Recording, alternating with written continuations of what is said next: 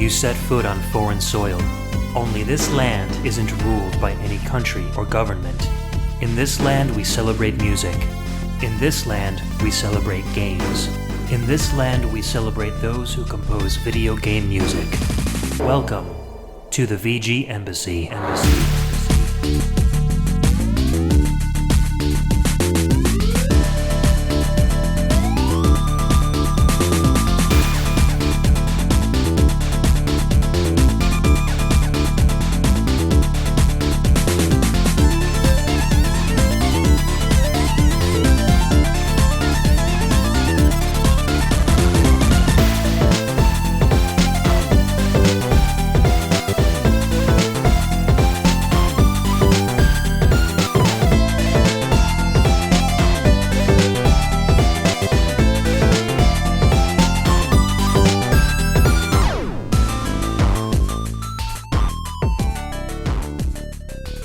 Welcome and thanks for tuning in to another episode of the VG Embassy. This is a show centered around video game music and the amazing online community of fans and podcasters that enjoy it. My name's Ed, and on each episode I'll take the role of Prime VGM Minister and invite a guest VG Ambassador onto the show to share with us their own video game music culture. Or, like on this show again, I'll be sharing a part of my culture on a solo show.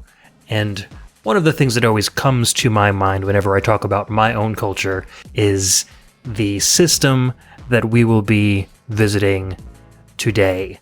So last episode was a solo show about the Neo Geo CD, kind of a weird, less capable little brother of the Neo Geo, with a lot of not much talked about arranged soundtracks from Neo Geo games. It was a solo show because it's a system that not many other people know much about, so I felt like that would have been better as a solo effort to kind of bring a lot of the cool stuff from that system to the forefront. Today's show is very similar for a lot of the same reasons I've mentioned several times, both on the VG Embassy Discord and on the podcast itself, that I am kind of a closet 3DO fan. My brother and I bought the system while it was still new and games were still coming out for it, before the Saturn and the Sony PlayStation entered the market. So to us, it was the latest and greatest cutting edge, blow your mind technology. And in hindsight, maybe some of the games aren't that great, but at the time, they were really, really good. Unfortunately, the system was just really, really expensive, and people did not adopt it. And obviously, the Saturn and the PlayStation were both far more capable systems. I guess I'll throw the N64 in there for the heck of it, but those were the systems that really captured the imaginations, and more importantly, the dollars of the gaming community at large. So the 3DO went by the wayside. But in that time, there were a whole bunch of really cool games. I've gathered together a bunch of 3DO exclusives. So there were a lot of 3DO games that were great concepts, but because of the failure of the system, did not really get seen by a lot of gamers, and so were ported to other consoles, mostly the PlayStation, so many of you might have some familiarity with that. With these 3DO exclusives, there's a lot of games here that were either only released in Japan or only released on the 3DO in the US, and I feel have soundtracks and music that are worth taking a listen to. So I've picked some of the best of the 3DO exclusive games to share with you guys today. But for the sake of context, let's talk a little bit about the 3DO and its history. Originally, the 3DO was conceived by Trip Hawkins. He was the founder of Electronic Arts, and his idea was to create a series of specifications, much like the Pico 8, to kind of create a theoretical console, only this time it could actually be built in real life. So he planned to build a set of specs for the 3DO hardware, and then he would license them to manufacturers to make their own consoles. He got together with Dave Needle and RJ Mikal, whose previous claims to fame were designing the Amiga and the Atari Lynx. So the Lynx may be not a very successful system, but the Amiga, an incredibly capable and very popular system in Europe. So I actually didn't know about that until very recently when I was doing research for this show. So that's really cool. I had no idea that the 3DO had such deep roots in the Commodore Amiga. In October of 1993, the first 3DO console, called the FZ1, hit the market, and this was designed by Panasonic, known as Matsushita Electric Corporation in Japan. Now, in North America, this was the true beginning of the fifth generation of game consoles. The FM Towns Marty was a CD-based 32-bit system that was released in Japan in January of 1993, and then the Amiga CD32 came out in Europe right before the 3DO hit. That was September of 1993. So neither of those consoles were released here. The CD32 maybe in very limited quantities, but after September. So when the 3DO dropped, boom, that was it. That was our first introduction to what was one of the greatest gaming generations ever. Unfortunately, the initial launch price of the system was $699 United States dollars, which, I mean, that's expensive by today's standards, but it was absolutely astronomical in the 1993 economy. The licensing model was mostly to blame for this because, Sega and Nintendo, they would make games and manufacture their own consoles, so they could take a loss on the consoles and sell them for like $200, and then they would make up that profit when they sold video games for those systems.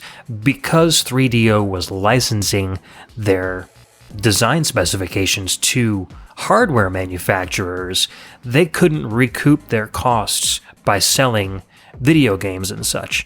So they needed to make a profit on these consoles, and so that's why it ended up being so expensive. All proceeds from game and accessory sales went directly to the 3DO Corporation, the developers, and the publishers of the games, so the console makers never saw a dime. But perhaps based on the sluggish sales from the $700 price tag or lowering manufacturing costs, the price of the Panasonic 3DO was reduced to $499 after 6 months, still pretty expensive.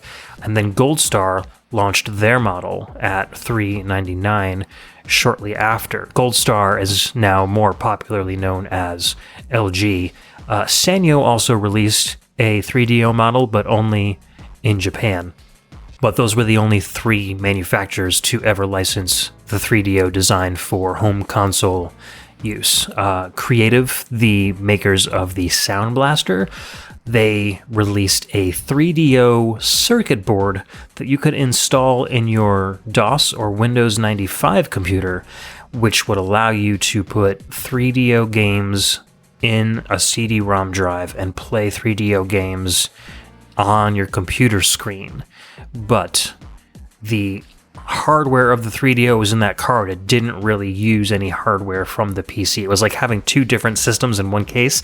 Really strange. It was not very popular at all. So I think people just didn't really understand how it worked. So Creative probably only sold a couple thousand of them before removing them from the shelves. But as far as 3DO goes, like that's really the only ways that you can find them. Getting back on topic, when Gold Star launched their $399 model after Panasonic's original price drop, Panasonic came back and said, okay, we can't go that low with our initial FZ1 unit, which was a front loader. It had an automatic tray door. It was pretty heavy. It was a big, bulky, expensive looking unit. Panasonic answered back by releasing the FZ10, which was a cheaper top-loading version with a slimmer profile, cheaper plastic, just made with cheaper parts. Companies like Toshiba, Samsung, and AT&T, they all licensed 3DO tech, but they never made them for sale. if you look at some footage or pictures of the 1994 Consumer Electronics Show, you might spy some prototype AT&T 3DO units on display, which is just an absolutely bizarre thing to even think about AT&T phone company as a console manufacturer. After a while, Panasonic reduced the price of both of their 3DO models to $299, and so that's when my brother and I finally jumped on it. It was still before the launch of the Saturn and the PlayStation, so the true 32-bit CD-ROM graphics on our home TV was just absolutely crazy to look at. A little about the design of the FZ1, which was the console that I owned and still do own. It had a hard, flat top and a front-loading CD tray, and the legs were kind of rounded. So if you imagine kind of 4 rounded pillars with a giant rectangle in the middle, very, like, it almost looked like a table with, like, circular legs, like a short, squat table. It looks like a tank, and it's built like one too. Believe me, the thing is heavy. It's a cool looking little thing. I like the flat top because I can put an extra console on top of it and save myself a little space. In the back, it's got a built-in power cable. It's permanently attached to the back of the console. It's got composite video out and then stereo audio out, so the red, the yellow, and the white auxiliary jacks, just like you might find on a VCR. And it also has an S-video port, so you can get higher fidelity graphics for capable TVs. It looks really good. Like, even the composite out looks really good. The S-video is brilliant on good TVs. I think it was just really well designed that it didn't have any sort of interference like a lot of the older consoles did. So they really insulated these video out jacks to get noiseless video out capabilities. There's an internal fan in the unit, so when you turn it on, it does kind of whir up, and there's a little bit of a windy noise, but it's not nearly as loud as the Dreamcast. The controller is actually really nice. I know some people don't like it, but it kind of reminds me of like an elongated original Genesis controller. It's got kind of like a shape that's somewhere between an SNES and a Genesis controller. It's got a circular kind of D-pad. It's got a start and a select button, even though they call them X and P for some reason. I think it's play and back, like cancel. So P would be play or pause, and then X is cancel. That's where your select button would be. There's 3 face buttons, A, B, and C, and then there's L and R buttons at the top, very similar to your SNES controller. The cool thing about the original controllers that came with the FC1 is that they had headphone jacks on them, so you could plug in a set of headphones and beam the audio directly into your skull, and it would automatically turn off the audio that was going to the TV, so you didn't have to annoy your mom with cheesy full motion video dialogue. It also had a controller port on the controller itself sticking out of the top. So the 3DO only had one controller port on it, and if you wanted to play with multiple players, you would daisy chain the controllers. You can get up to 8 players without any additional hardware, which is really cool, actually. It saves you quite a bit of money. So as long as you had some extra controllers and you had a bunch of people that wanted to play, you can all just sit next to each other, plug your controller into the next, to the next, to the next, and they would all work perfectly. So it would be great for people that wanted to kind of like spread out across the room because they all had an entire controller's length to sit apart from each other, and you didn't have to worry about having a ton of cables coming directly from your TV to your players. The part that we're going to be talking most about is the audio. And the audio chip included 16-bit stereo sound with stereo CD digital audio playback, so you could put an audio CD in there and listen to it, no problem. But it also included sound sampling up to CD quality, 44.1 kilohertz, so you could stream audio as background music in your game at CD quality. It supported 4-channel Dolby surround sound, and there was a custom 20-bit digital signal processor in there, and then 13 direct digital audio channels. So pretty cool. I don't know if any games actually used all 13 channels of the audio. Usually it would be a couple of channels for the sound effects with streamed audio going on in the background. The CD-ROM drive itself was double speed, so load times were okay. So the 3DO launched with one game, and this was because the 3DO team was tweaking the hardware specifications almost up to launch date. So companies and third-party developers that were making games had to go back and retest their games to make sure that it worked every single time they made a tweak to it. The first game to come out was a game called Crash and Burn, which was bundled in with the original 3DO unit, which is, I think, how I got mine. It was developed by Crystal Dynamics and published by them as well, and it was developed and designed by Mark Cerny, who is responsible for not only developing such games like Marble Madness and Knack, but also being the lead designer for the hardware of several PlayStation consoles. So, the interesting thing and the different thing about Crash and Burn is that the music for this game is 4-channel mod audio. Like, they made a built-in Amiga mod player to create the music for this game. It's the only one I know of that has done it, so we're going to listen to music that sounds like it might have come straight out of an Amiga. The original tunes were composed by Burke Trieschmann and were converted to mod format for Crystal Dynamics by Dan Nicholson of the LaVisionette group. Let's take a listen to the Cloud City theme from Crash and Burn, released in 1993.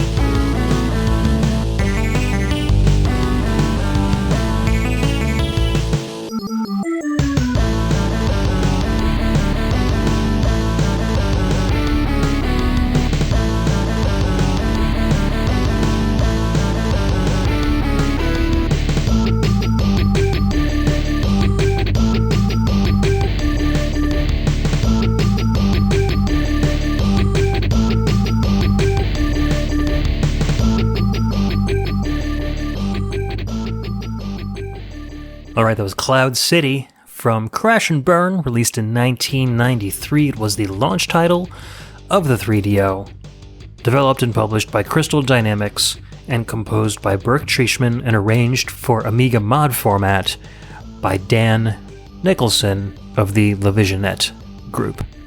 So, yeah, kind of a grindy little industrial intro with some really nice keyboard melodies. This song has so much nostalgia for me. Even before I got the 3DO, I was really interested in it. I remember going to, Circuit City, one of those electronic big box stores in the early 90s, and seeing the 3DO display units at the ends of the aisles and playing Crash and Burn, because this was like the only game available for the system for like months. All the other games in the launch window were pushed back to like mid 1994. So I think for like 4 to 6 months, Crash and Burn was all you could play on the system, which is hysterical if you think about it. I'm surprised that the system made it as long as it did with a launch like this. However, Crash and Burn is a solid title. It's simple looking. I think the best analogy for it is like Nintendo's F-Zero series, especially the N64 and the GameCube iterations, where they focused on attractive, simple graphics that allowed them to get a lot of performance out of the system without having to resort to lots of crazy scenery and stuff. So you're just left with this really kind of pure, fun racing experience. And they did that with Crash and Burn. I think the game looks good, even by today's standards. I think it holds up with some PlayStation games that are out there. It's got a pretty decent frame rate. Your car is a sprite, but it's a very large and well-detailed sprite with some decent animation. The cars that you're racing against are polygonal. It's kind of strange to see your car as a sprite and the rival cars as simple polygons, but it works pretty well, actually. I think your player car is so detailed that if you were looking at the game on a more blurry kind of television screen, you wouldn't really notice too much of a difference between the two. There are an immense number of tracks. They're all quite long, usually about 3 laps each, and you have the ability to use a pit stop at the end of every lap so that you can regain your health and recharge your weapons. So, speaking of weapons, there are a lot of weapons in this game. There's a shop that you visit in between each race, and the money that you've earned by destroying enemies or coming in, first, second, or third place, you can spend on weapon upgrades, new weapons, missiles, energy weapons, bullets for your standard machine guns, upgrade your armor, make yourself impervious to different types of weapons. So there's a lot of ways that you can change your loadout. You can also buy nitrous as well to speed yourself up, although that's really expensive and you have to race quite a bit to get that to be affordable for you. The levels are very roller coaster-like. You don't necessarily do loops, but you go up and down gigantic hills. There's very, very little pop-up, if any, when you go over a cliff and see the rest of the track at the bottom of the hill below you. You see all the twists and turns that you're going to make, and they've designed the track so well that you don't see anything really pop up in front of you at all. So, I mean, it's really well done. I was having a blast playing this. There's an excellent 3DO emulator for the computer, which I've just been using to kind of refresh my memory on these games. It's a lot easier than having to create CDRs for all the games that I wanted to try and put them in my 3DO and play them on the TV. So I just load them up on my computer. They work wonderfully, and I spent way too much time playing this game, mainly out of nostalgia and remembering playing it quite a bit when I was a kid, but also just because it's a really fun game and it's a good challenge without being overly frustrating. There are full motion video sequences of all of your rivals, and they'll like taunt you and threaten you or describe how they race, and some of them are pretty cheesy, but then some of them are actually pretty decently acted, so it's a really interesting period of time for video games where they're still kind of new at the whole full motion video thing where they think it needs to be included in every single game, but at the same time the quality was getting to where it was almost TV broadcast quality colors and resolutions, so it was neat to see Sega CD quality acting with a much higher fidelity full motion video. Yeah, so good memories of that one. We're going to move on to another racing game, but one that I was not familiar with until recently. We're going to listen to a track called Legendal Zone. I think it's a Japanese game, so I think it's supposed to be Legendary Zone, but it's Legendal Zone in the sound test in the options screen.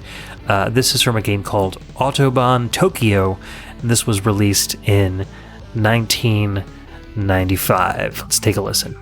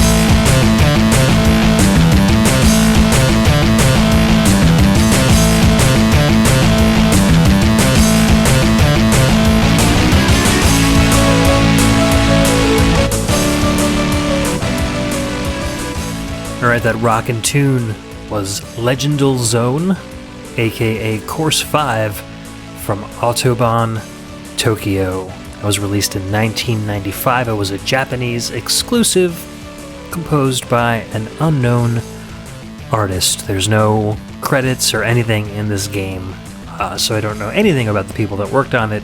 I do know it was developed by Sanai Enterprise Incorporated and published by Matsushita Electric Industrial Company Limited, aka Panasonic.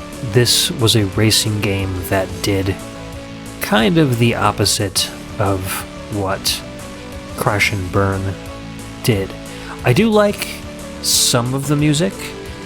This was a particularly rockin' track. I don't know if that's just like a keyboard that was put through a guitar distortion pedal or some sort of a weird guitar itself, but it's really abrasive, and I don't know, some people may not like it too much. I really enjoy it.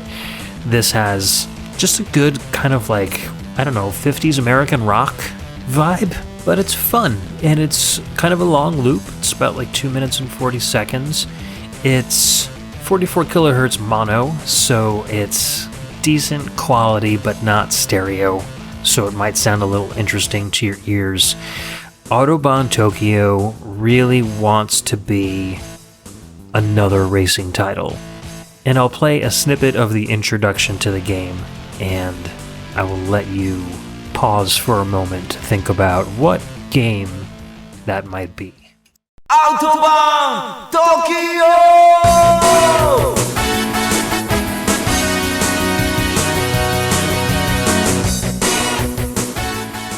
Does that sound a little bit like Ridge Racer! All right, everyone.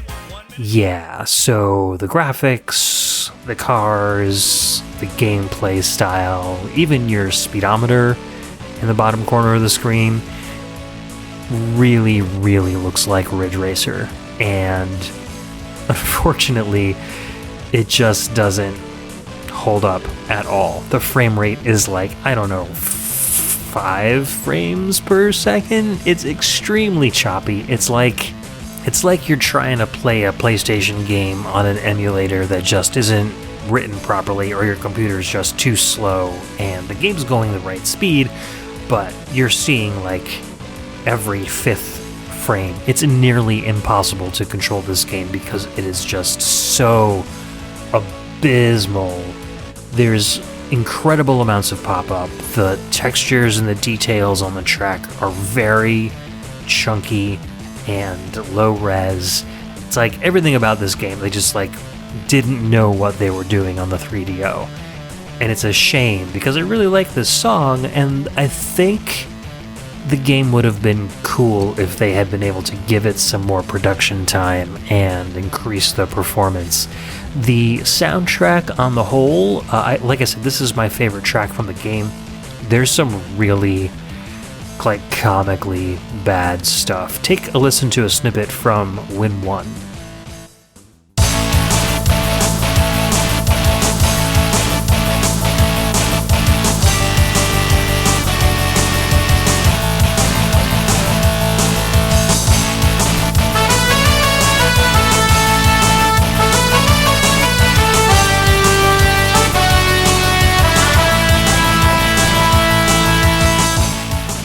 Okay, who invited my drunk 7-year-old nephew over to play keyboard?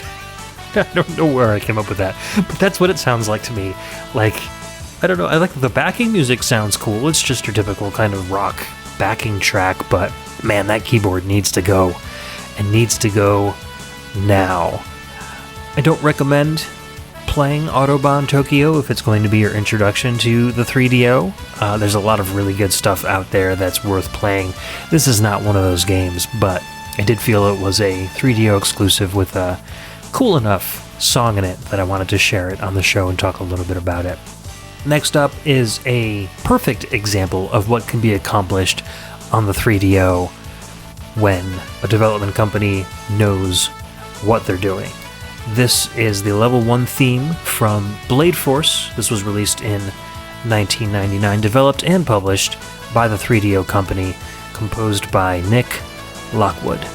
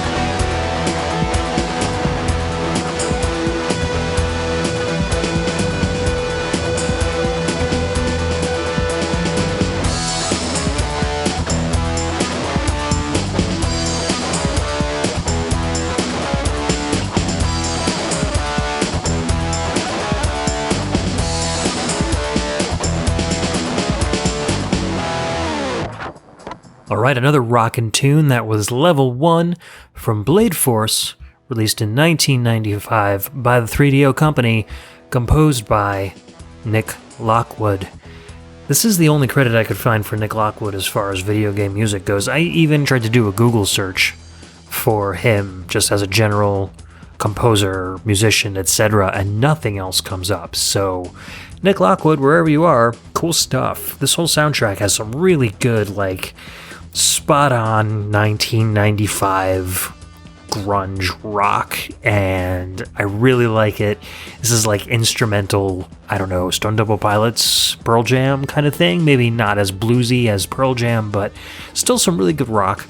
It's a half quality stereo audio, 22 kilohertz, so you don't get the the production value that you would if it was a full quality song. But I don't know, I really like it. It fits interestingly well with the game. So the game itself takes place in the year 2110 in the city of Megagrid, which was formerly known as Los Angeles. And you meet a very prominent inventor. He's been crippled by an explosion that was caused by a crime family known as the Pitt family, and he gives you this helipack flight suit to take flight and take down the criminals of the city and apprehend the Pitt family and bring them to justice and save the world and blah blah blah blah blah. You get an arsenal of 9 different weapons, 20 different power-ups, and you can fly around 7 levels of the city with 6 degrees of freedom, according to the ad copy on the back of the box. There's a lot of numbers they're marketing there.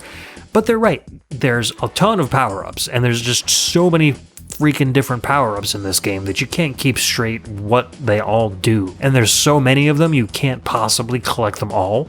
So you kind of have to just pick and choose and get a couple of each and just hope that they're powering up the right meters that are on the bottom of your screen. Blade Force is probably one of the smoothest games I've played on the 3DO. It's at least 30 frames per second, if not higher.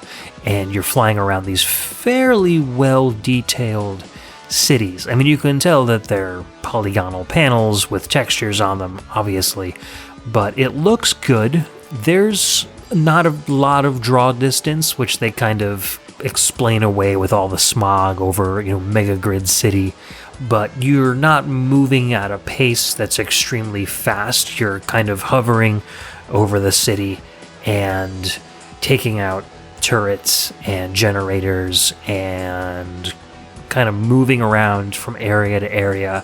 So you're not going so fast that you really need to see what's far ahead of you. So I don't think the pop-up really hinders the gameplay at all. You can dive down and rise up. You can turn left and right, you can strafe left and right, you can target enemies and shoot missiles at them, or you can just kind of strafe bullets.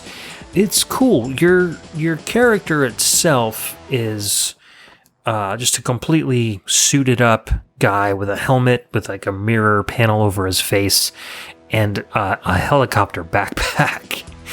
But in the game itself, all you see of your character, it's kind of like an over-the-head view. You just see like shoulders and head and a little bit of the spinning blades as a sprite like permanently attached to the bottom of the screen, so you feel like you're kind of riding on the guy's back, I guess. But it does help keep you centered in your area just because you have so many degrees of freedom, especially for gamers new to 3D perspectives. I'm sure it would be kind of confusing for them, but it doesn't get in the way of your gameplay enough that it's going to like slow the game down or add extra polygons for a full third person polygonal character on the screen. So it's done well. I really like this game. I think it's a great introduction to the 3DO if you haven't played any games on it before.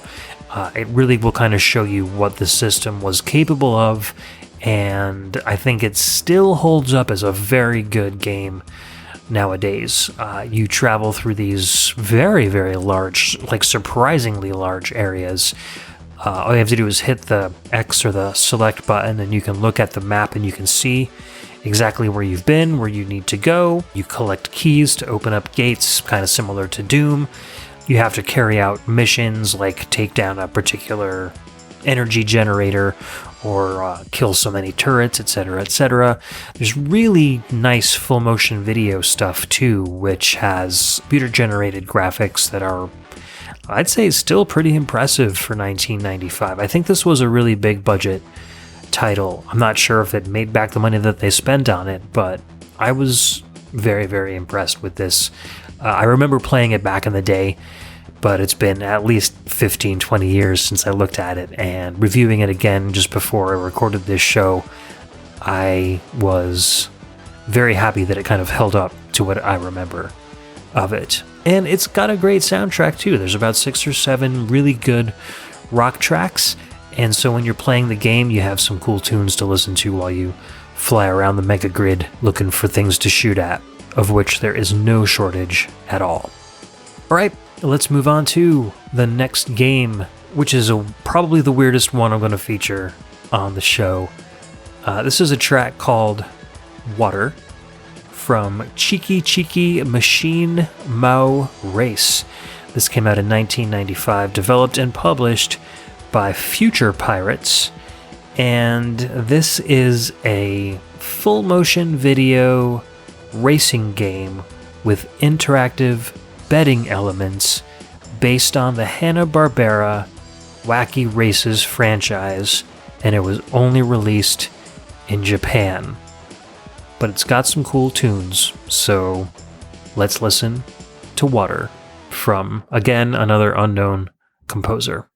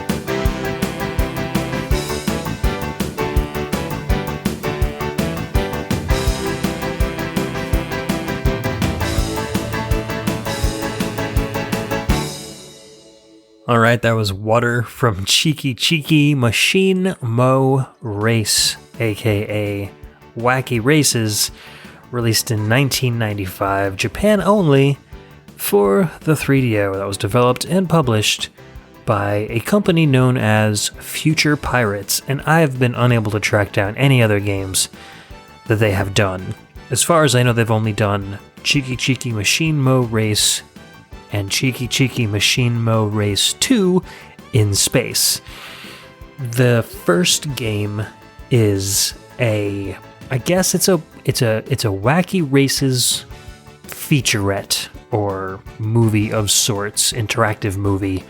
All of the characters are in really, really badly made, like 3D CG, and it's all in Japanese, so I really don't understand any of the dialogue, but they have some comical scenes, and then that leads into a race, and instead of participating in the race, you as the viewer are able to bet on the cars. And so the races will be a series of randomized full motion video sequences that will show racers getting knocked out or taking the lead or getting put back in last place, and then whoever randomly wins the race, depending on how you bet, you will win or lose money. It seems like an interesting concept. I would imagine there not being a lot of replayability. Once you've seen all the different sequences, it's just a matter of them being played out in random fashion. There's not going to be anything that's really exciting for you. The sequel is an actual like kart racing game. However, it's probably one of the worst controlling racing games I have ever seen in my entire life. You literally just slam yourself back and forth to either side of the track. The controls are that horrible. I can't even believe that it got released. It must have just been a contract to release 2 games, and they were like, the second one we just got to throw together and put out. There is a lot of full motion video, the same kind of 3D CG characters that are in the first one, but they're just there for exposition in between these quote-unquote racing sequences where you actually, roll around a track. And again, bad frame rate. There is some cool scenery that you race by, and you're in space, so each track is on a different planet, so the environments are a lot more fun to look at, but you will have a very difficult time getting into first place. The music for all of them are really good. Like, this is kind of cartoony.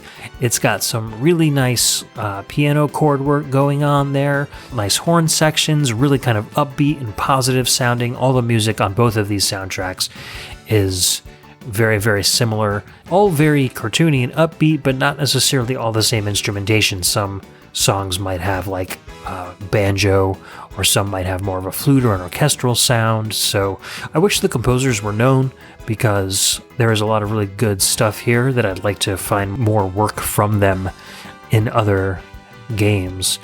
But yeah, this was just a weird couple of games on the 3DO that, not surprised, never made it out over here. I mean, even though we in North America know who these Hanna-Barbera characters are, it would have been a heck of a lot of work to redub or retranslate everything into English, especially in 1995 when the 3DO was already on its way out. So I think it was just a cool game to throw into the show for a little bit of trivia sake. So now if somebody asks you about Wacky Races, you can be like, oh yeah, I knew there were 2 3DO games only released in Japan based on the series. And they'll be like, well, what are you talking about? Please get away from me immediately. And you'll be like, okay, yeah, I probably shouldn't have told you that. Now I seem weird. Speaking of weird, we're going to move on to our next track. This is the creatively titled Music 6 from the game Gritters. This came out in 1994, developed by Tetragon and published by the 3DO, composed by Doug Benson.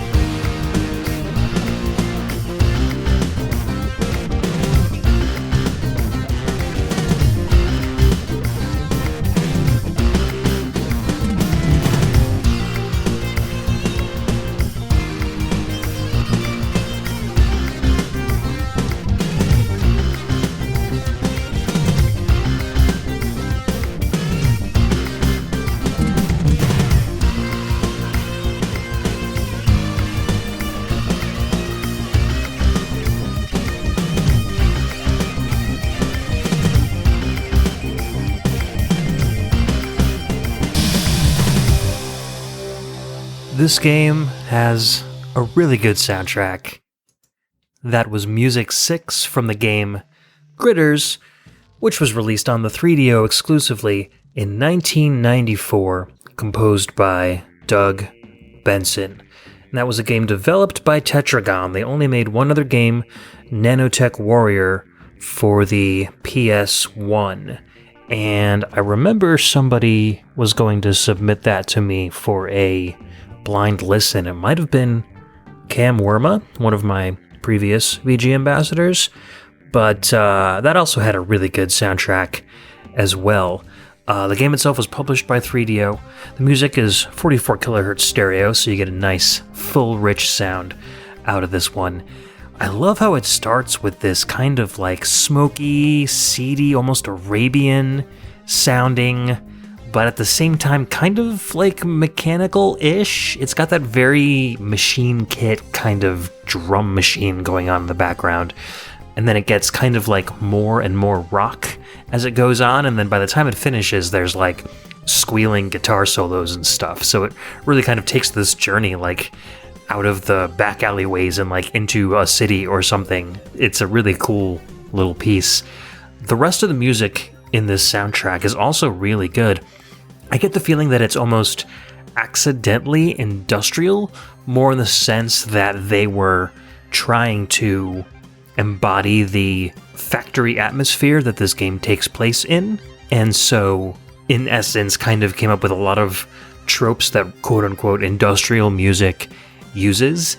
So it's worth listening to. It's a very, very obscure game. I don't feel like it got really good reviews either, because there were a couple of games that came after it that had a similar premise, but made the gameplay a little bit more fun. So the game takes place in the year 2049, and there's an ecological disaster that's imminent on Earth. And the United World Council, which I guess is kind of like the UN, they're trying to look for a solution to this, and so they decide to enlist the aid of the evil Gritters Corporation.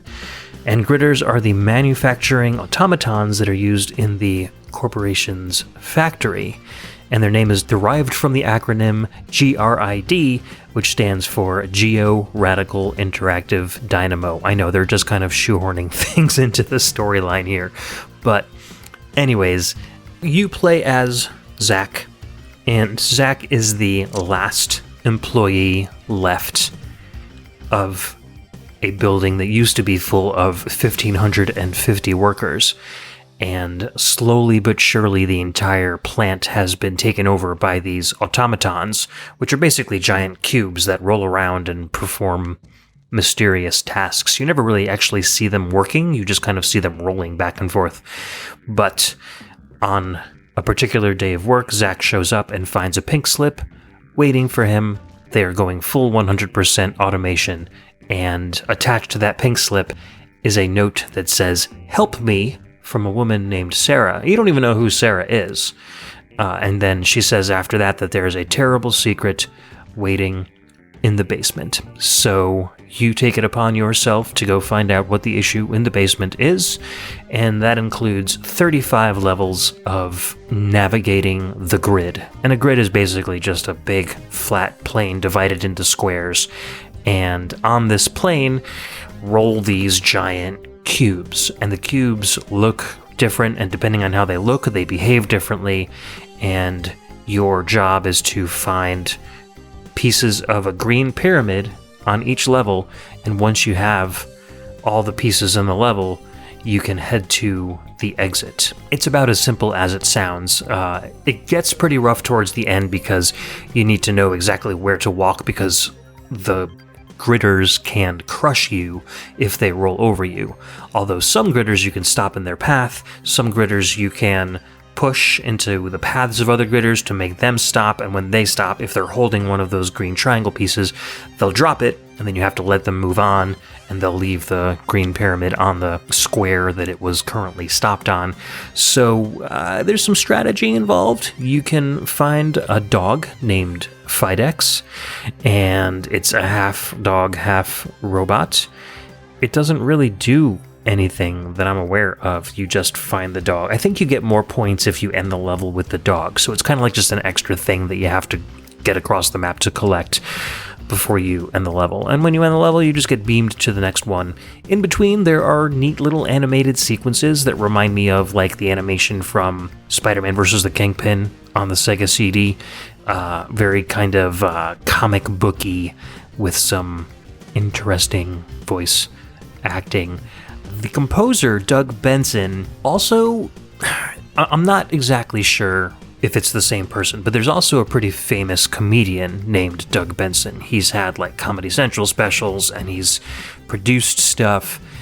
He also appeared as an actor in another 3DO game by Crystal Dynamics called Off-World Interceptor, in which Crystal Dynamics, from what I gather, realized that their full motion video sequences that they used for the game was super cheesy, and so they kind of riffed off of Mystery Science Theater 3000, and so Doug Benson and another actor were two people seated in silhouette in front of the full motion video, and they would make fun of it for being so cheesy. So Moby Games, who is kind of like the go-to for composer credits, etc., lists that Doug Benson and this Doug Benson as the same person. I'm not 100% sure if that's true. I know that Doug Benson was also credited as a voice in this game, but I don't know if that's because he had actual acting experience or if they're just trying to save money by getting everybody that worked on the game to also do voices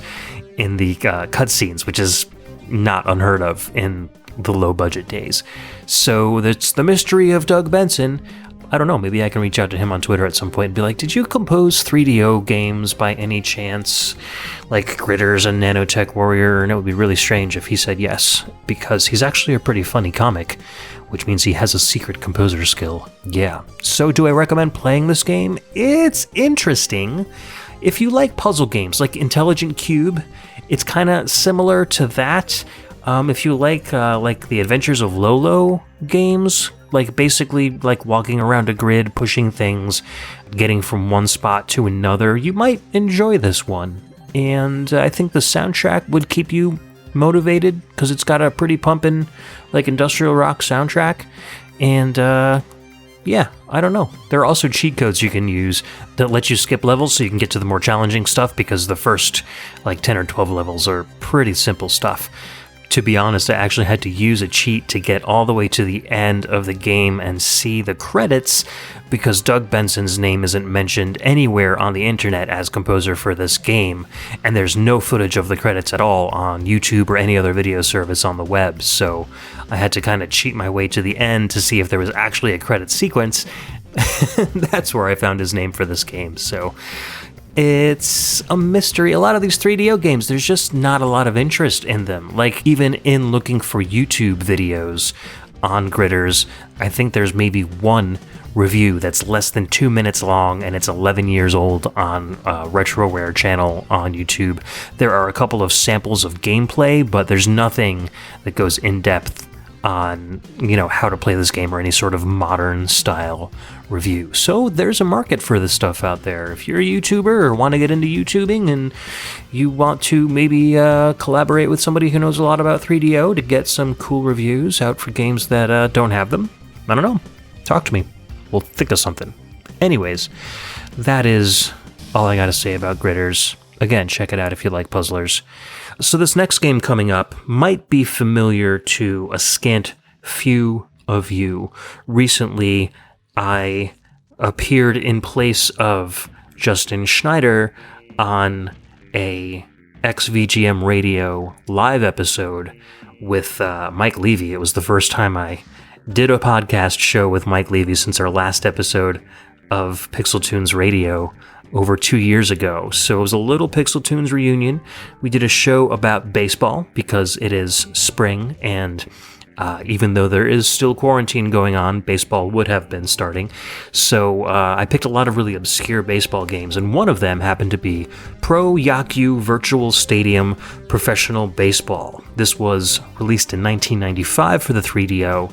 It was developed by Electronic Arts, but never released in the US. It was a Japan-only baseball game.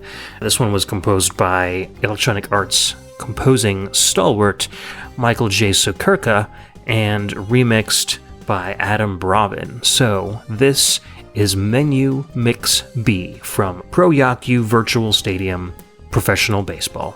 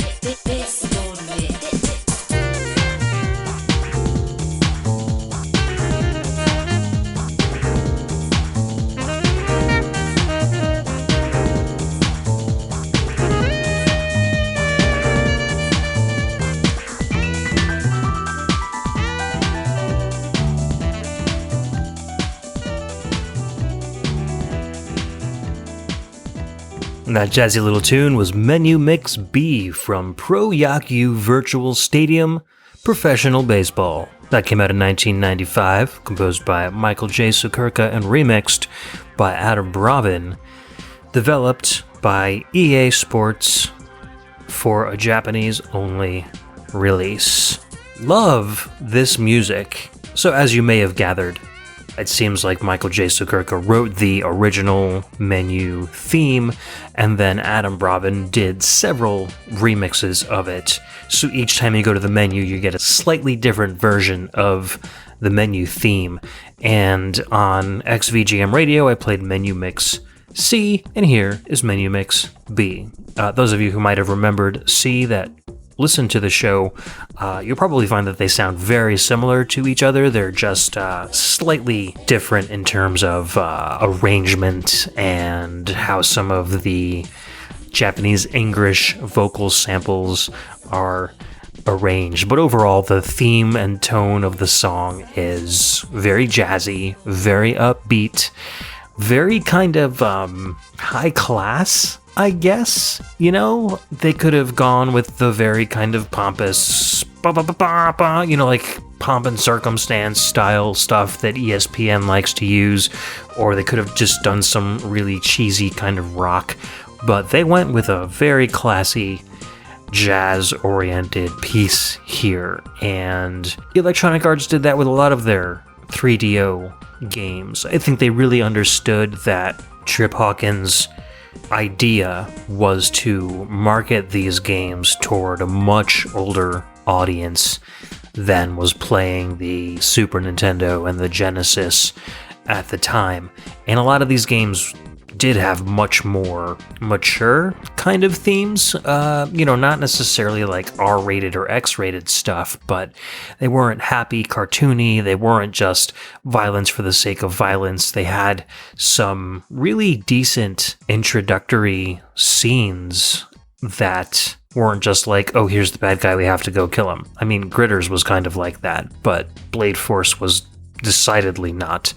And like I was talking about before, that game Off-World Interceptor had the self-awareness to make fun of itself for having cheesy full-motion video sequences. So I don't think little kids would have really understood what that was all about. Getting back to Pro Yaku Virtual Stadium, though, it's actually a really good game. The whole stadium is 3D, which may have been the first time that ever existed, at least on a home console game. All of your baseball players are sprites, but they're really high resolution for its time. Really well animated. There are several different Japan Pro League teams that you can choose from with real players. The camera in between batters will zoom out in one continuous shot to the scoreboard where it would show information about the batters, and then zoom back to home plate to focus on the action, the pitching and the batting, etc. It was easy to play. I had to use a Google Translate camera thing to automatically translate the Japanese menus into English so that I could figure out how to actually get to a game to play it, because there's a lot of team manipulation and choosing your lineup and stuff that you go through before starting a game. That's not exactly easy to do when you don't understand the language that everything is laid out in.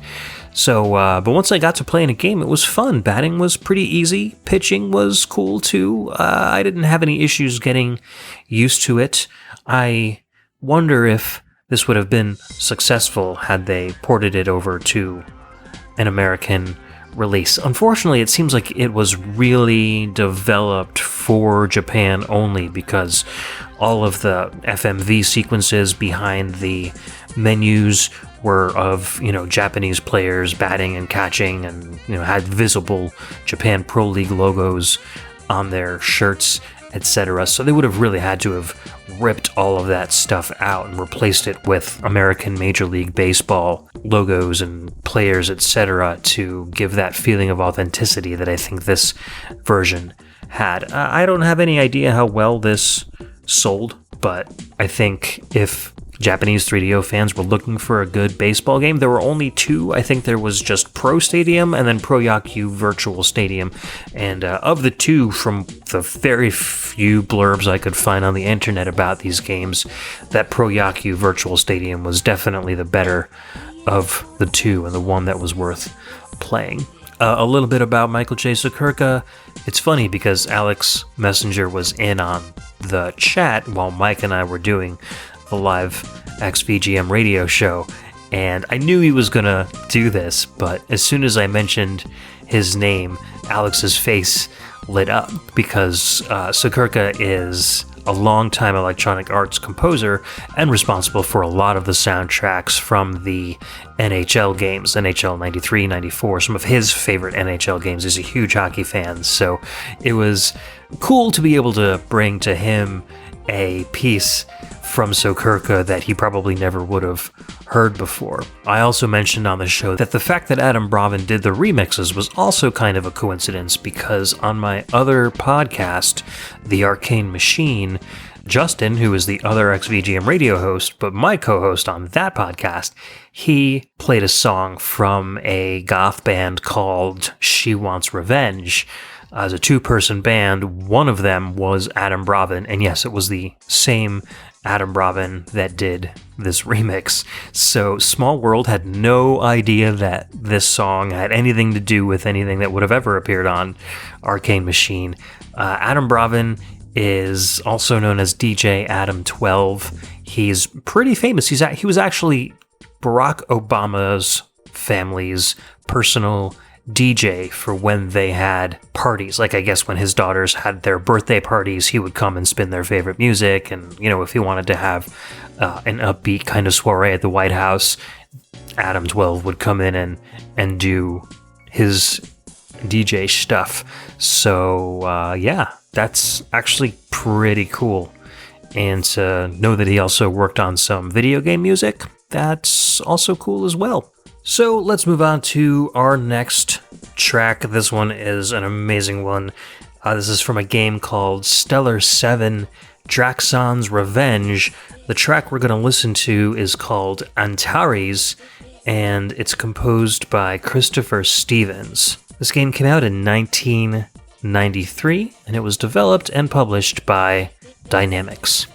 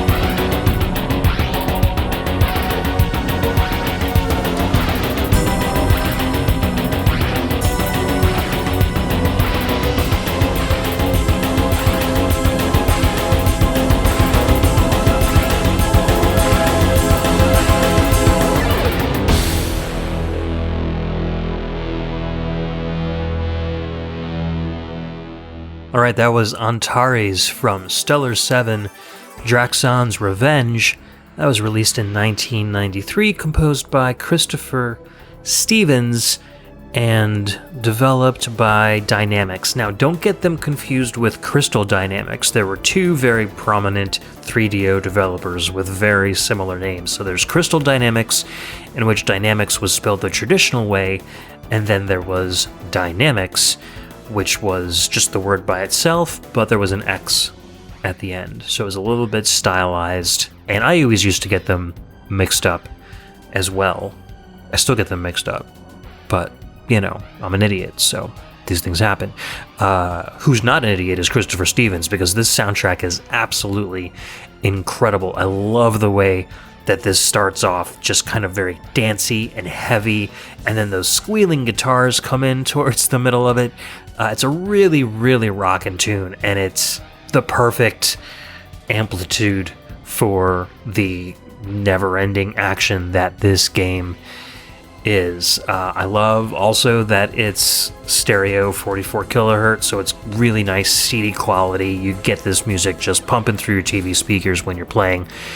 I had a really hard time actually picking which track I wanted to play from this game, because they're all just so good. So this is another, like I said, 3DO exclusive. This soundtrack doesn't appear anywhere else except for on the game itself. So I'm not even sure you can find the soundtrack in any sort of decent quality on YouTube or anywhere else on the web. So maybe I'll share some in the Discord channel if you guys are interested in hearing more from the game. Anywho, Stellar 7 Draxon's Revenge is part of a much larger series in the Stellar 7 universe. It's technically a series of 3D sci-fi tank simulators in which you attempt to defend the human race from the evil Draxons. So the first game in the series that came out was Stellar 7, which was released on the Apple II in 1983, and then followed up with a Commodore 64 port in 1984. 6 years later, in 1990, the game was released for DOS, and then in 91 on the Amiga, and then the Macintosh had a Stellar 7 release as well. Now that same year, Stellar 7 Draxon's Revenge came out for the 3DO, and Stellar Fire came out on the Sega CD. Those were both in 93.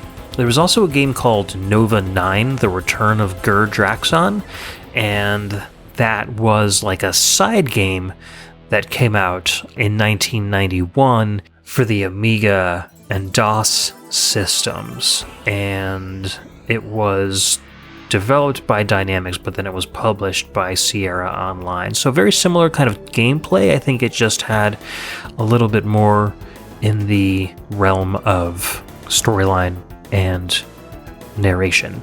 So if you're familiar with Battlezone or any of those kind of 3D tank games, some of you may have a Sega CD and have played Stellar Fire. It's all very much the same. You're first-person view in a tank, and it's a very flat plane. All of these planets are perfect spheres somehow with no hills whatsoever, except for those in the background, which never seem to get any bigger when you roll towards them. And you have a big radar on the bottom that shows where all your enemies are, and your job is to roll around, find your enemies, and shoot them before they shoot you. Sometimes you'll have missions like similar to Blade Force, you know, take out generators or shoot at buildings, etc., etc.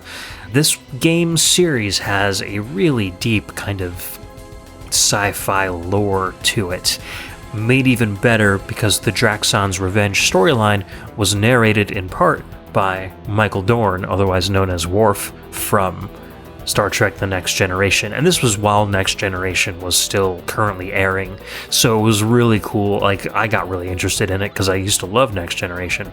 So it was neat to see a familiar actor narrating the plotline of a different sci-fi universe. It felt kind of weird, actually, but it gave me interest in the game, which is, I'm sure, that what they were trying to do. So I checked it out, and it was a lot of fun. It's very smooth playing. There's a lot of voice in it, guiding you, telling you what to do as you finish up a level. It doesn't even really take you to like a screen that tells you how you did. You just stay in your tank, you get beamed up into space, and then like shot out at warp speed towards another planet to land on and destroy. And I think, if I remember correctly, depending on how you did or what order you did, or if you found a special item or something, you would go to different levels. Like, it wasn't the same every single time. So had some cool gameplay elements, some added replayability there, and I think this and Stellar Fire in 93, these were both the two last games in the Stellar 7 saga.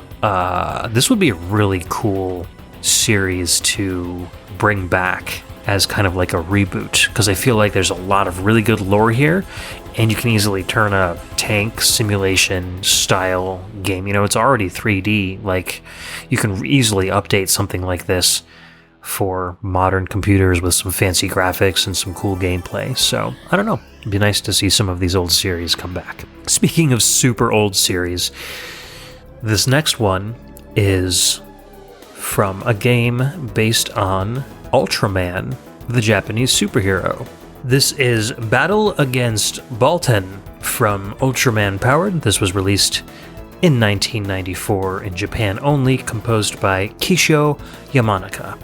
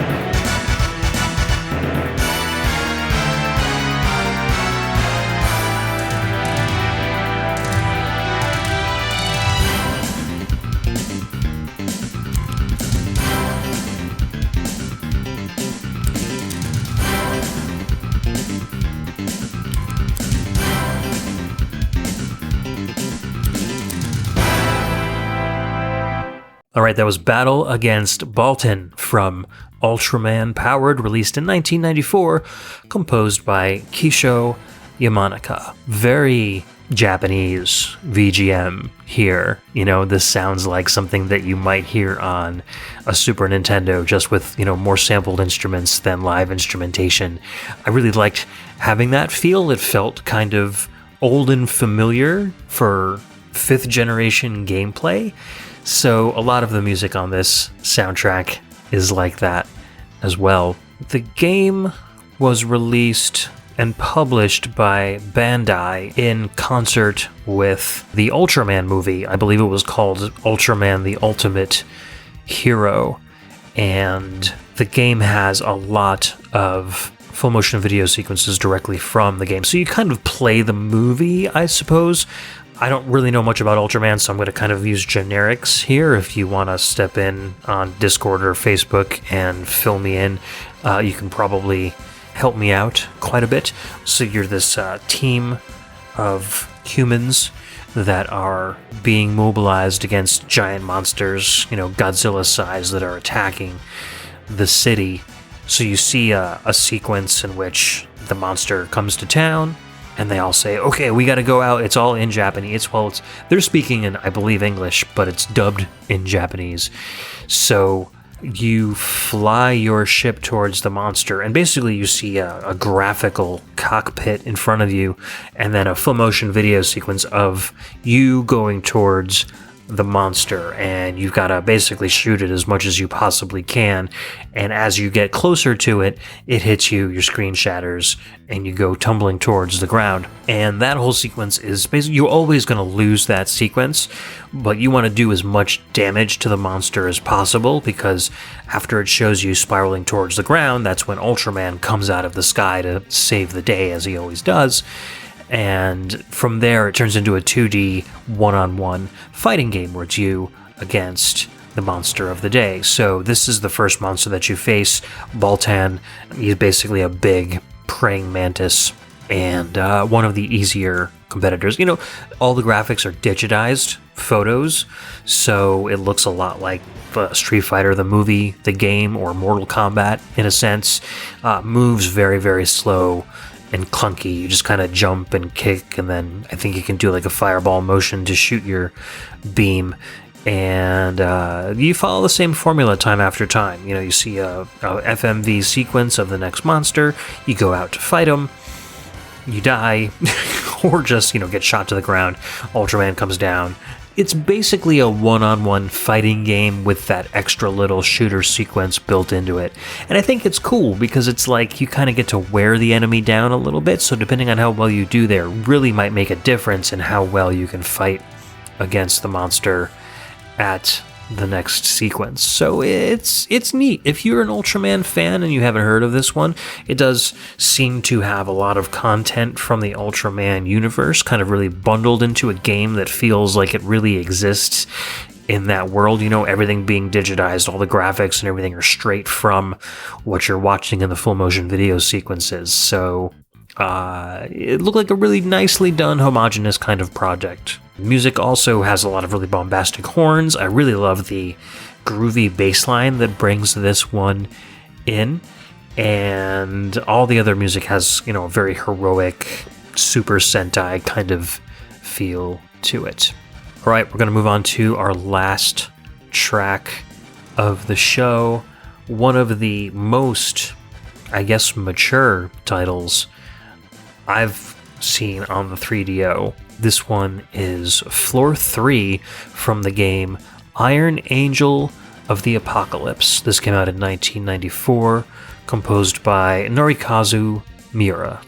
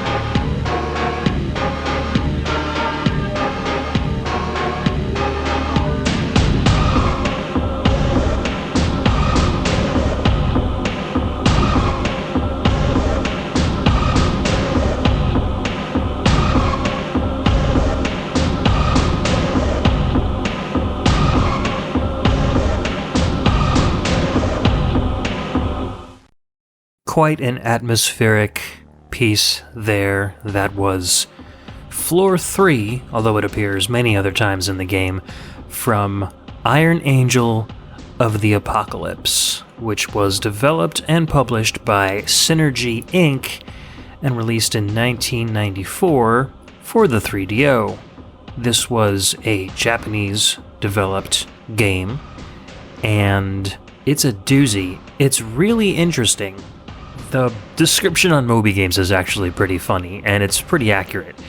It reads, "The box for Iron Angel of the Apocalypse describes itself as an action role-playing movie. Apparently, this is the phrase used to describe a simple first-person shooter with a lot of live-action cutscenes."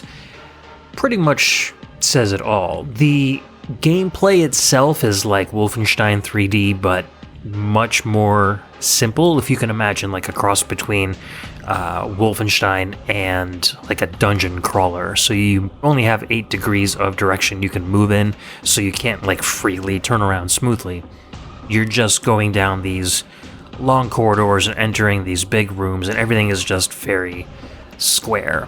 The game succeeds in creating atmosphere, and I think that's why I would recommend this game be played by people who love dark sci-fi. Like, if I had remembered that this game existed when Emily and I did our dark sci-fi episode almost a year back at this point, I would have definitely have thrown this in, because it's got this just incredible presentation, live action combined with CG special effects that are like really good quality, like better than you'd see on TV, and especially for 1994, like this looks really, really good. You wake up, you find yourself in this metal body on the first floor of this giant manufacturing tower of sorts, big factory, and a live action face appears on a TV screen, and it's this very kind of gaunt, odd looking Japanese older man. And basically he says, "I'm a professor. I've created a way to take human minds and put them in robots, and you will be the Tetsujin. You will make your way to the top of this tower, prove yourself, and then you will wipe out all of humanity and make way for an entirely mechanical planetary population, basically replacing everybody with artificial intelligence." And he says, "Don't let anybody stop you on the way up," which of course means that there are a ton of enemies to fight. And along the way you find that the professor scientist has created other robots that he just didn't feel were worthy and are kind of roaming around the floors. And some of them want to help you, and some of them end up being like, bosses or whatever. But it's a great game if you're not in it for the gameplay. I mean, the gameplay is pretty basic. You just make your way through these levels. Some of them are kind of maze-like, and you can find a map cube on each floor, and it basically unlocks the map so you can find out exactly where you need to go. Sometimes you need to go up a floor to get to the other side of the map and go down a floor so you can find another elevator that brings you up 2 more floors. So they kind of play with the 3-dimensional aspect of this tower quite a bit. The music is, as you've heard, atmospheric, very mechanical, very like Tetsuo the Iron Man. So very clanky, very industrial sounding. Unfortunately, it's just mono 22 kilohertz, so you don't get that, real kind of depth that you might get. But I think that almost kind of works for this kind of music anyway, because it feels like it's kind of being pumped in through a speaker on the factory floor as your Iron Angel of the Apocalypse is marching down the hallways and shooting weird Dalek-looking mechanical enemies and such. The game did well enough to warrant a sequel called Iron Angel of the Apocalypse: The Return, or In Japan, the original game was called Tetsujin, and the sequel was called Tetsujin Returns. I think on the title screen of this one, it's called Tetsujin Iron Angel of the Apocalypse, which is quite a long title. This is another one of those games I recommend you play, even if just to watch the introductory sequence, and if it grabs your attention, it might motivate you enough to play through the kind of simple game to see how the story unfolds and to get to the 31st level at the top of the skyscraper to finally face the final boss. The music was composed by Norokazu Miura, and I knew his name sounded familiar because after this and Iron Angel of the Apocalypse The Return, he jumped right over to Konami and started doing some game soundtracks that I really enjoy. Gradius Gaiden in 97, Kensei Sacred Fist, which was an amazing one-on-one fighting game soundtrack. The Silent Scope series, Silent Scope 2 and Silent Scope 3. Then in 2004, he started working on the Suikoden series. So Suikoden 4 in 2004, Tactics in 2005, and then Suikoden 5 in 2006, as well as Genso Suikoden 5 in 2006. And then he worked on some Castlevania games. Castlevania Portrait of Ruin, he was credited for music arrangement and was credited as a musician on Castlevania Harmony of Despair in 2010. So quite a pedigree, considering that he started off his career way back in 1993 on L-Zone, which was a PC 98 game that was kind of similar to Iron Angel of the Apocalypse. It was developed by Synergy Inc. and InfoCity Inc., and it's more of a kind of a Myst style game taking place in a post-apocalyptic factory building. Alright, so we got one more track to listen to before our outro track. And, I don't know. I found this game as I was looking through all the other games and exclusives to see, what's worthy of putting in. And I just had to put in at least a little sample of it. So we're going to listen to Happy New Liver from the band Tie-Dyed Suicide. This was on the soundtrack to the game Virtuoso, which was developed by Elite Systems and published by Data East. It came out in 1995.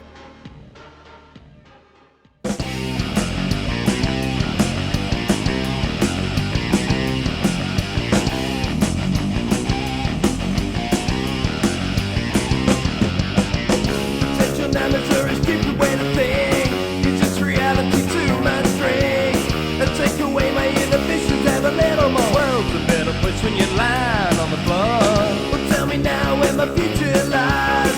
I see me sit by my fitness guys. The head says go, but my pocket says no. Stumble across my life, intoxicating stride. Consciousness in a busy road, it's not a pretty thing. My head is numb, and my stomach shouts, my ears begin to ring. Stumble home and another smoke, crash to my bed. Going out tomorrow night to get out of my head. Shake hands and hand the liver to the man you just named.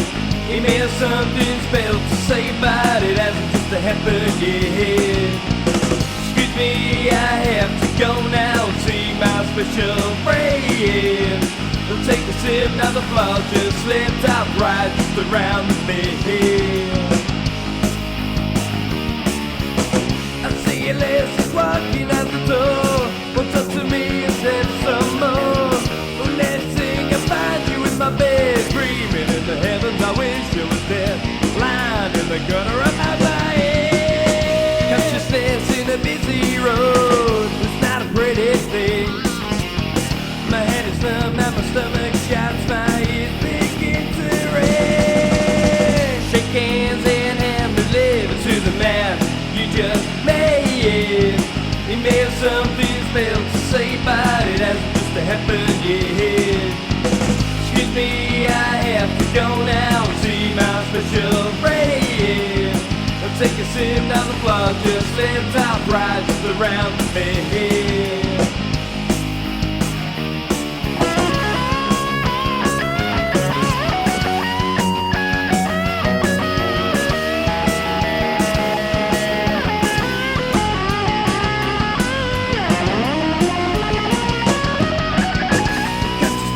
A busy road, it's not a pretty thing.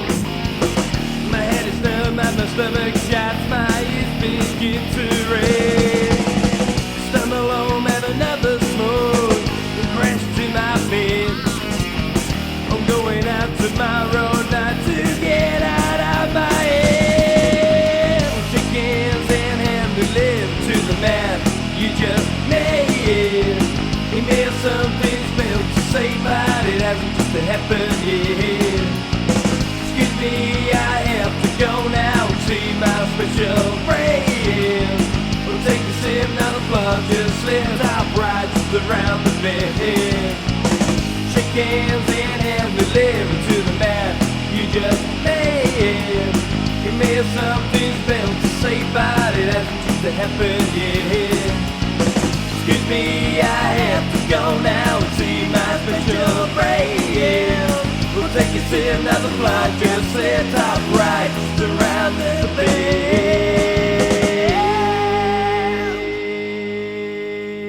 Okay. I'm sorry I had to put you through that, but it's kind of an endearing soundtrack. Maybe not. Maybe you don't agree with me. Anyways, that was Happy New Liver by the band Tie-Dyed Suicide from the game Virtuoso, which was released in 1995 for the 3DO. It also had a DOS release, I think only in Europe. So I know I was only going to put exclusives in this show, but I feel like, I don't know, the European DOS release is not going to be very prevalent in North America, so you probably haven't played this one. You probably don't want to play this one. I'll tell you why. Next Generation reviewed the PC version of the game, rating it 2 stars out of 5, and stated that the game is Doom without the first-person perspective or any of the fun. Electronic Gaming Monthly's Sean Baby, remember Sean Baby? He was funny. He placed it as number 5 in his 20 worst games of all time feature. So there you have it. Not a very good game. It's a behind-the-back shooter using digitized sprites. Your character, whose name is Our Hero for some reason, is a rock and roll dude. He's got long blonde hair and a leather jacket, sunglasses, a shotgun in each hand, and he just runs around these levels. So literally the whole plot of the game is that he's a rock musician, an unnamed rock musician in the year 2055, who decides to spend his time battling in virtual reality. Literally, that's the plot. So he just runs around shooting enemies. There's no rhyme or reason to the game. It's just to see how far... It's a meta game. It's just to see how far you can get in the game because he's playing a game. There was a Jaguar CD port going to be released for this, but they came to their senses and realized that the game was selling extremely poorly on the 3DO and decided to forego the Jaguar version. I don't see that it would be any better than the versions that were already out there. Tie-Dyed Suicide is... well, they're a band. They are from Schenectady, New York, and as far as I know, the 7 tracks that were on the game were the only tracks that they'd ever... let's see, they emerged in 1990... This is an annotation from the liner notes inside the game. So, let's see. The music for Virtuoso has been written and performed by Tie-Dyed Suicide, recorded and engineered at Mix Studio with thanks to Mick and Helen. The band emerged in 1992 from a string of local talent. Oh boy, there were other competitors that lost to these guys. Battling against several lineup changes, they eventually settled on a group of 4, combining a mixed bag of influences. This culmination of tastes led to an original-sounding new style which has gathered them a loyal following. Oh boy. The band consists of Adam Bailey on vocals, John Dunn on guitars and backing vocals, Andy Taylor on bass, and Richard Lawley on drums. Tie-Dyed Suicide are as yet unsigned. Don't think they ever got signed. I'm pretty sure John Dunn on guitars is not the Jonathan Dunn, the amazing composer from the UK. So, I mean, there are 6 other Tie-Dyed Suicide tracks on this CD. If you'd like to hear them, just hit me up. I'm sure my inbox will be full of people requesting more of their music. Anyhow, I think that that's all I've got for the show. This was a lot of fun. It was really cool to kind of revisit a system that I was really into at the time, and I've gone back and I dig it out every once in a while and play a couple games and then put it away. But I mostly just played the games that I had when I was a kid or an early teen, so it was kind of fun going through some of the import releases and digging into some of the exclusive games that I didn't have, and really playing around and getting deep into some of the music and the composers. So I feel like I learned a little bit more about the 3DO. I hope you guys learned a little bit about it. Maybe I changed your mind. A lot of people, I think, consider it to be kind of a throwaway system that has no good titles at all for it, and that's not true at all. Like I said, there were a couple games in here that were really good. There are even more games out there that I didn't share because they're not exclusives that were also really good for the 3DO. And some of them, their ports were not as good as the original 3DO versions, so those are worth checking out too. Stuff like Off-World Interceptor, Total Eclipse, a lot of the Crystal Dynamics games were originally developed on the 3DO, and they just have kind of a charm to them that the ports on the Saturn and PlayStation didn't really carry over.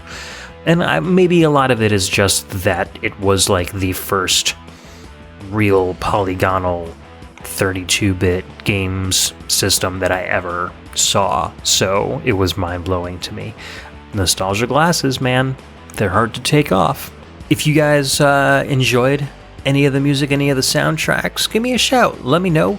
Hit me up on Discord. You can go to the VGEmbassy.com, and on the right-hand side of the page, you see a link to our Discord group. You can join up. Tons of people always chatting in there. Some previous VG ambassadors, some future VG ambassadors are in there. We're always talking about new games, new music, sharing lots of cool stuff. We've got artists in there, pixel artists, chiptune composers, game fans, you name it. A lot of really friendly people there. You can check us out on Twitter at the VG Embassy, on Instagram at the VG Embassy. You can email me at thevgembassy@gmail.com. And of course, we're on iTunes, we're on Spotify, we're on Facebook, facebook.com/groups/the VG Embassy. Anywhere you can find really cool podcasts, you can find us. If there's a spot that you normally get your podcasts that you don't see the VG Embassy, let me know, and I'll get it on there for you. There are a bunch of people with which the VG Embassy would not be possible, namely Indira J. for the incredible artwork you see on the website, and Trevin Hughes, aka Dread, for the podcast theme song, and our lovely Patreon patrons. You can check out our Patreon site at patreon.com/the VG Embassy, and we'll go right down the list. At our tourist level, Cameron Childs, aka Bruce Irons of the Mad Gear video game cover band, Michael Bridgewater from Forever Sound Version, Donovan Orofino, and Chris Murray, who you may hear on our next episode.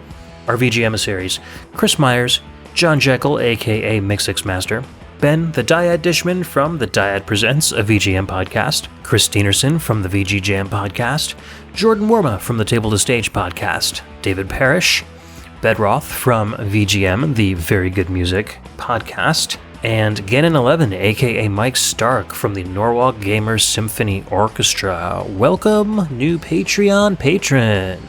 At our audio attaché level, there's Cameron Worma, Carlos from the Heroes 3 podcast, Scott McElhone, and Dan Lawton from the Village Persons podcast. Our special agent tier, Volt Supreme from Volt Supreme's Dream VGM Stream Machine. I think I got that right. If you Google that, his stuff will pop up. He has an amazing show. I've done several guest parts on it. Definitely go check it out. Daniel Perky, aka Muddle Madness, and Ryan Steele. And of course, our VG ambassador, the patron saint of VGM podcasts, Alex, the messenger from The Messenger Presents, a VGM podcast. And usually I bring up the last track that we played during the ending of the show as kind of like a little outro. I'm not going to do that. I'm going to leave you with some more music from the excellent Stellar 7 soundtrack. Alright guys, see you in 2 weeks. Like I said, as long as everything goes smoothly, we'll have Chris Murray on for a really cool episode about PlayStation 1 nostalgia. I'm really looking forward to diving into more 32-bit CD-based systems. Alright, take care for now.